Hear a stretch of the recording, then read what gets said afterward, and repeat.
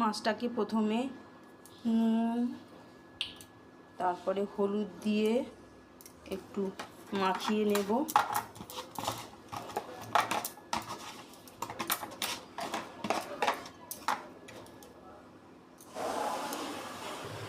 এবারে কড়াতে তেল দিয়ে তেলটা গরম হয়েছে, তারপরে মাছগুলো আমি দিয়ে দেবো এর মধ্যে।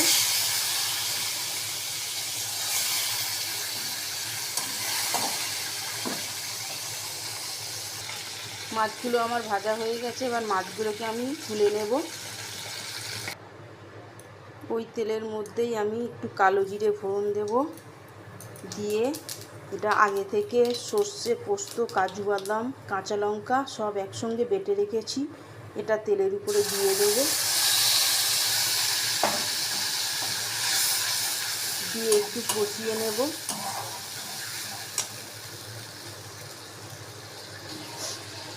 এর মধ্যে আবার একটু সামান্য হলুদ গুঁড়ো দেব, একটু লঙ্কার গুঁড়ো দেব, দিয়ে মশলাটা ভালো করে কষিয়ে নেব। ওর মধ্যে এবার একটু আমি নুন আর একটু স্বাদ মতো একটু চিনি দেব, দিয়ে আমি এবার জল দিয়ে দেব।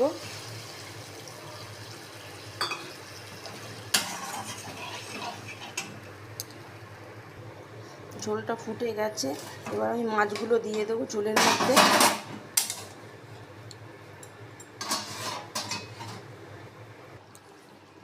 মাছটা আমার হয়ে গেছে, এর মধ্যে দুটো চেরা কাঁচা লঙ্কা আর একটু ধনেপাতা দিয়ে দেব।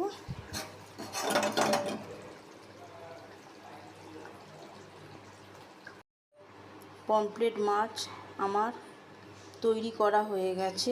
রেসিপিটি আপনাদের ভালো লাগলে লাইক, শেয়ার এবং সাবস্ক্রাইব করতে ভুলবেন না।